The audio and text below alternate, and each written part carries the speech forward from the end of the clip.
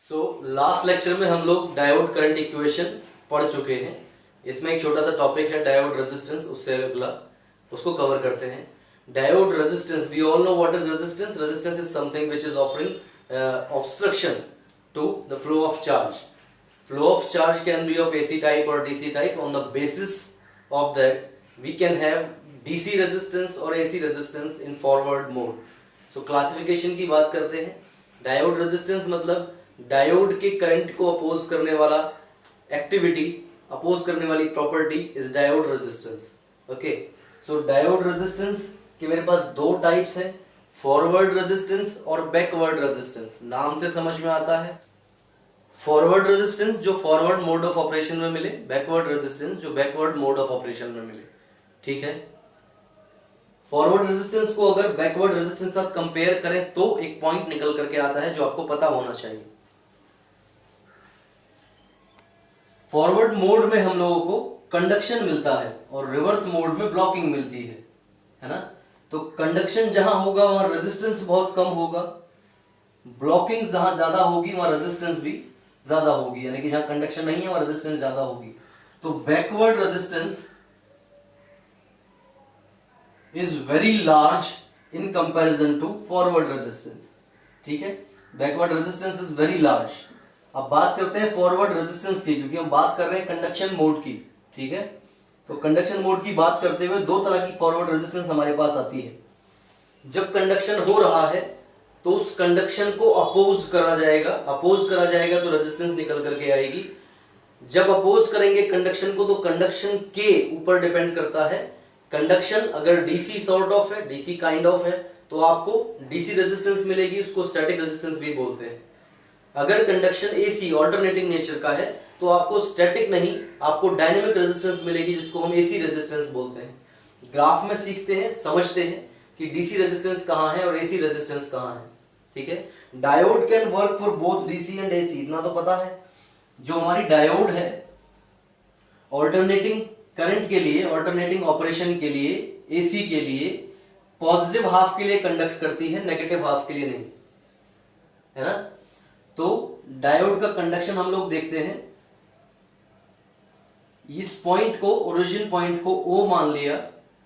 अगर DC current है, direct current है, तो डायरेक्ट करंट पर कोई एक पॉइंट P के लिए, पर्टिकुलर पॉइंट P के लिए voltage is OA, fixed value of voltage, and fixed value of current is OB. Fixed value of voltage OA upon fixed value of current OB is fixed value of resistance, यानी कि static, constant और DC resistance. ठीक है, AC की बात करते हैं. मैंने कोई दो पॉइंट लिए एसी करंट की VI कैरेक्टरिस्टिक पे, कोई दो पॉइंट लिए.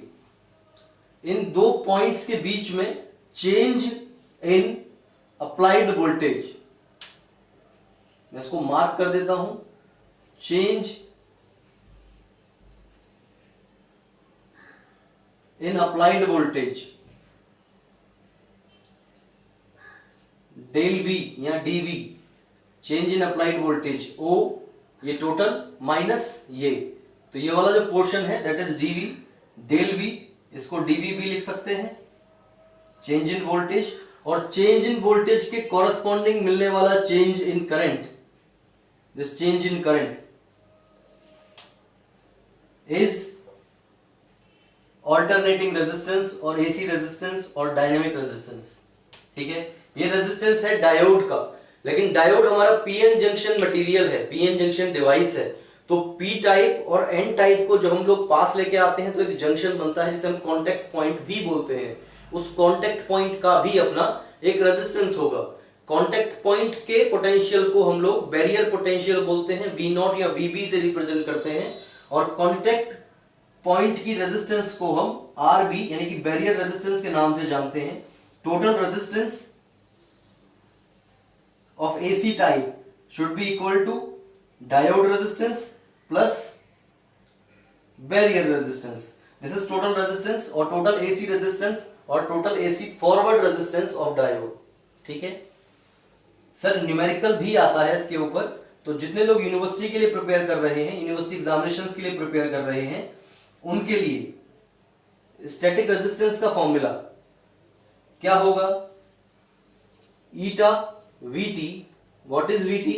हम लोग सभी जानते हैं थर्मल वोल्टेज है, के टी अपॉन क्यू।